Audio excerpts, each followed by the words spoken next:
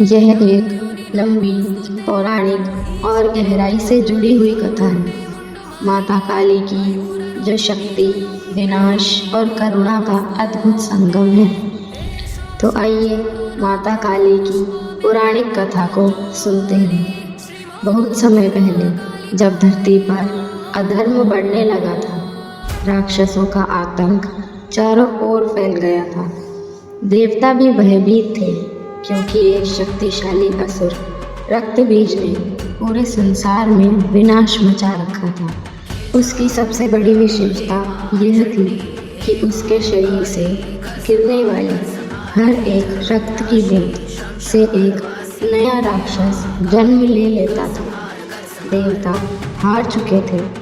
तब वह सभी मिलकर भगवान शिव और माता पार्वती के पास गए और सहायता की प्रार्थना की। तब माता पार्वती ने अपना एक तेजस्वी रूप धारण किया।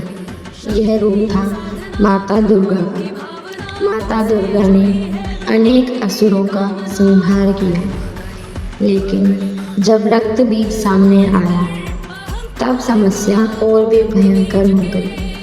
जैसे ही दुर्गा ने उस पर प्रहार किया, उसके रक्त की बूंदें गिरते ही हजारों नए राक्षस उत्पन्न हो गए। यह देखकर देवता भी घबरा गए। तभी माता दुर्गा के क्रोध से एक अत्यंत भयंकर और शक्तिशाली रूप प्रकट हुआ। वह थी माता काली। उनका रूप अत्यंत भयंकर था। काले रंग की त्वचा, खुले हुए लंबे बाल, गले में खोपड़ियों की माला, जीभ बाहर निकली हुई, हाथों में हथियार। उनकी आंखों में ऐसा तेज था कि राक्षस कांप उठे। माता काली ने युद्ध भूमि में प्रवेश किया और जैसे ही रक्त बीज पर हमला किया, उन्होंने अपनी विशाल जीभ फैलाकर रक्त बीज के शरीर से गिरने वाली हर बूंद को जमीन पर गिरने से पहले ही पीना शुरू कर दिया। इस प्रकार कोई नया राक्षस उत्पन्न नहीं हो पाया। धीरे धीरे माता काली ने रक्त बीज का पूर्ण संहार किया, लेकिन युद्ध के बाद भी माता काली का क्रोध शांत नहीं हुआ। वह उग्र होकर पूरे संसार में घूमने लगी और जो भी सामने आता उसे नष्ट करने लगी। देवता बहुत चिंतित हो गए। तब सभी ने मिलकर भगवान शिव से विनती की। भगवान शिव ने एक अद्भुत उपाय सोचा। वह माता काली के मार्ग में जाकर लेट गए। तब माता काली क्रोध में आगे बढ़ी तो उन्होंने अनजाने में शिव जी पर पैर रख दिया। जैसे ही उन्होंने देखा कि उनके चरण भगवान शिव पर पड़ गए हैं, उन्हें बहुत लज्जा हुई। तभी उनकी जीभ बाहर निकल गई। यह उनकी लज्जा और पश्चाताप का प्रतीक माना जाता है। उनका क्रोध तुरंत शांत हो गया। इसके बाद माता काली का उग्र रूप शांत हुआ और वह पुनः करुणामयी देवी बन गई। उन्होंने संसार को आशीर्वाद दिया और वचन दिया कि जब जब अधर्म बढ़ेगा, वे किसी न किसी रूप में प्रकट होकर उसका नाश करेंगे। कहते हैं कि एक बार एक और राक्षस था जिसका नाम था चंड और मुंड। उसने भी देवताओं को बहुत परेशान किया। तब माता दुर्गा के माथे से फिर एक बार काली प्रकट हुई। उन्होंने चंड और मुंड का वध किया। इसी कारण उन्हें चामुंडा भी कहा जाता है। चंड और मुंड का वध करने के बाद माता काली का तेज और भी बढ़ गया। अब उनका रूप और भी भयंकर और प्रभावशाली हो चुका था। देवताओं ने राहत की सांस ली, लेकिन उनके मन में अभी भी भय था, क्योंकि अधर्म पूरी तरह समाप्त नहीं हुआ था। कुछ समय बाद दो और अत्यंत शक्तिशाली असुर उत्पन्न हुए, जिनका नाम था शुंभ और निशुंभ। इन दोनों ने घोर तपस्या करके वरदान प्राप्त किया था कि कोई भी देवता उन्हें आसानी से पराजित नहीं कर सकता। धीरे धीरे उन्होंने स्वर्ग लोक पर अधिकार कर लिया, देवताओं को उनके स्थान से निकाल दिया, इंद्रासन पर कब्जा कर लिया। देवता फिर भी भयभीत हो गए। वे पुनः एकत्र हुए और इस बार उन्होंने माता दुर्गा की स्तुति की। देवताओं की पुकार सुनकर माता दुर्गा पुनः प्रकट हुई। उनका स्वरूप इस बार और भी तेजस्वी और दिव्य था। उनके शरीर से इतनी प्रकाश की किरणें निकल रही थी कि पूरा आकाश जगमगा उठा। जब शुंभ और निशुंभ को इस अद्भुत सौंदर्य और शक्ति की खबर मिली तो वह अहंकार से भर उठे। उन्होंने अपने दूत को भेजकर संदेश दिया, हे देवी, तुम्हारी सुंदरता अतुलनीय है, तुम हमसे विवाह कर लो और हमारी रानी बन जाओ। माता दुर्गा मुस्कुराई और शांत स्वर में उत्तर दिया, मैंने प्रतिज्ञा की है कि मैं उसी से विवाह करूंगी जो मुझे युद्ध में पराजित करेगा। यह सुनकर असुर क्रोधित हो गए। शुंभ और निशुंभ ने अपनी विशाल सेना को देवी पर आक्रमण करने का आदेश दिया। युद्ध भूमि में हजारों राक्षस, भयानक हथियार, आग और अंधकार चारों ओर फैल गया। तब माता दुर्गा के शरीर से कई शक्तियां प्रकट हुई। ब्राह्मी, वैष्णवी, माहेश्वरी, कुमारी, वाराही, नरसिंही और फिर उनके क्रोध से पुनः प्रकट हुई माता काली। इस बार काली का रूप और भी उग्र था। उनकी हंसी से पृथ्वी कांप उठी। उनकी आँखों से अग्नि निकल रही थी। उनके कदमों से पर्वत टूटने लगे। युद्ध इतना भयंकर था कि आकाश लाल हो गया, धरती खून से भर गई। देवता ऊपर से यह दृश्य देखकर कांप उठे। माता काली और अन्य देवियों ने मिलकर असुरों का संहार शुरू किया।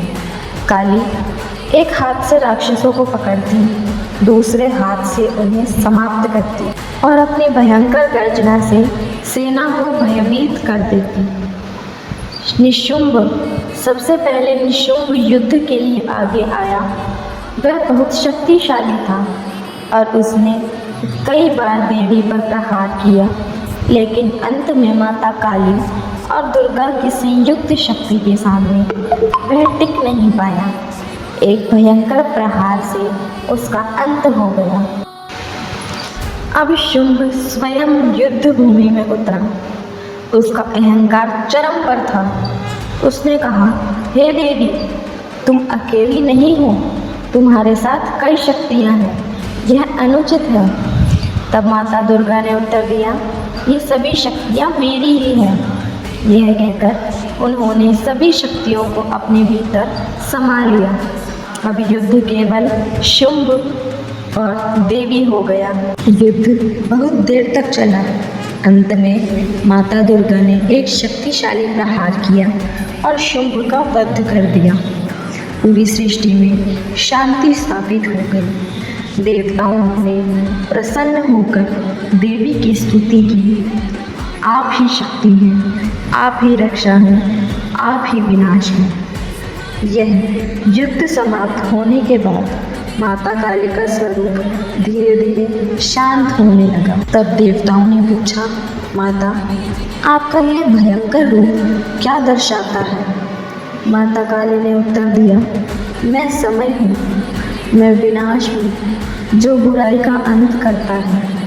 मैं वही शक्ति हूँ जो सृष्टि की रक्षा करती है। उन्होंने यह भी कहा, जब जब संसार में अधर्म बढ़ेगा, मैं प्रकट होकर संतुलन स्थापित करूंगी। इसके बाद कथा एक नए रूप में आगे बढ़ती है, जहां माता काली अपने भक्तों की रक्षा करती है। कहा जाता है कि जो सच्चे मन से उनकी भक्ति करता है, जो भय से नहीं श्रद्धा से उन्हें याद करता है, माता काली उसकी हर संकट में रक्षा करती है। इस कथा का अगला भाग और भी रोचक है। माता काली और एक गरीब भक्त की अद्भुत कहानी। शुंभ और निशुंभ के वध के बाद संसार में शांति तो स्थापित हो गई, लेकिन माता काली का प्रभाव और भी गहरा हो गया। अब लोग उन्हें केवल एक उग्र देवी नहीं, बल्कि रक्षक, पालन करने वाली और करुणामयी माता के रूप में भी जानने लगे। लेकिन इसी समय एक छोटी घटना घटी, जिसने पूरी सृष्टि को यह समझा दिया कि माता काली का स्वरूप कितना रहस्यमयी और गहरा है। एक छोटे से गांव में एक गरीब ब्राह्मण रहता था। उसका नाम था रामदास। वह बहुत गरीब था। घर टूटा हुआ, खाने के लिए मुश्किल से अन्न, परिवार में बीमारी, लेकिन उसकी एक सबसे बड़ी शक्ति थी, अटूट भक्ति। रामदास हर दिन माता काली की पूजा करता था। वह कहता था, हे माँ, मेरे पास देने को कुछ नहीं है, बस मेरा विश्वास ही मेरी सबसे बड़ी भेंट है। गांव के लोग उसका मजाक उड़ाते थे, काली कितनी भयंकर है, वो तुम्हारी मदद क्यों करेगी? लेकिन रामदास कभी नहीं डगमगाया। एक रात जब रामदास भूखा ही सो गया, तब उसके सपने में एक अद्भुत दृश्य प्रकट हुआ। अंधेरे के बीच एक तेज प्रकाश हुआ और उसमें प्रकट हुई माता काली। लेकिन इस बार उनका रूप भयंकर नहीं, बल्कि शांत, करुणामय, प्रेम से भरा हुआ। माता ने कहा, रामदास, मैं तुम्हारी भक्ति से प्रसन्न हूँ। रामदास की आंखों से आंसू बहने लगे। माता काली ने उसकी परीक्षा लेने का निर्णय किया। अगले दिन उसके घर का थोड़ा सा भी अन्न खत्म हो गया। परिवार और अधिक बीमार हो गया। गांव वालों ने उसे और ताने दिए। फिर भी रामदास ने कहा, माँ, मैं आपको नहीं छोड़ूंगा, चाहे कुछ भी हो जाए। एक रात अचानक उसके घर के बाहर भयानक आवाज़ें आने लगी। जब उसने दरवाज़ा खोला तो सामने खड़ी थी वही भयंकर रूप वाली माता काली। खुले बाल, खोपड़ियों की माला, लाल आंखें, बाहर निकली जी। रामदास एक पल के लिए डर गया, लेकिन अगले ही क्षण उसने अपने हाथ जोड़ लिए और कहा, माँ, चाहे आप किसी भी रूप में आए, आप मेरी माता हैं। यह सुनकर माता काली मुस्कुराई। उनका भयंकर रूप धीरे धीरे बदलने लगा और वह पुनः शांत और करुणामयी देवी बन गई। उन्होंने कहा, रामदास, तुमने भय नहीं, बल्कि प्रेम से मुझे स्वीकार किया है।